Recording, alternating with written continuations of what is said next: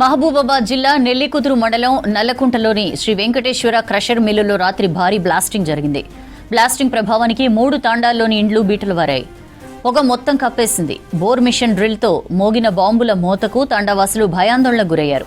Blasting కు permission లేకున్నా పనులు కొనసాగిస్తున్నారని స్థానికులు ఆరోపించారు. భారీ బ్లాస్టింగ్లతో వ్యవసాయ బావులు కూలిపోతున్నాయన్నారు.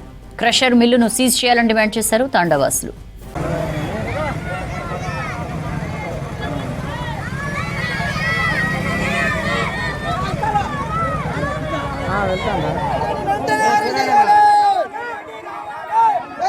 శ్రీ వెంకటేశ్వర స్టోన్ క్రషర్ మిల్లులో దగ్గర 100 నుండి 150 ఫీట్ల లోతులో పెద్ద బోర్ బాలు పెట్టి స్టోన్ రాళ్లను కూలగొల్చడం వల్ల దీని నల్లగొండ తండ గ్రామ పంచాయతీలో ఉన్నటువంటి 4 తండాలు, దీని చుట్టుపక్కల ఉన్న 4 తండాలు 500 మీటర్ల లోపలే ఉంటాయి. 500, 200, 300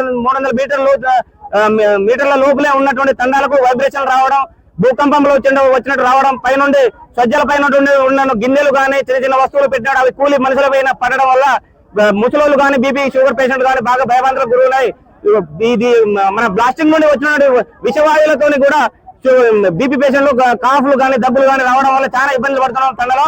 దీంతో పాటు దీని పరిధిలో ఉన్నటువంటి బావులు కానీ బోర్లు కానీ కూలడం వల్ల రైతులకు సంవత్సరానికి ₹1,00,000 పెట్టి పుడికలు తీయించిన కానీ సరిపోవడం లేదు. ఒక్కొక్క క్రేన్ పెట్టి పుడికలు తీస్తే ₹1,50,000 ఖర్చు వస్తుంది. ఈ విషయాలన్నీ యాజమాన్యం దృష్టికి తీసుకెళ్ళినా కానీ మీరేం చేసుకుంటారో చేసుకోండి, మాకు ఎటువంటి సంబంధం లేదని. అంత దుమ్మపడ్డది. అన్నం తింటామంటే కూడా అన్నం కూడా పడేసి వచ్చేసినాం ఇక్కడికి. మాకు బాగా దారుణంగా జరుగుతుంది మా తండల్లో.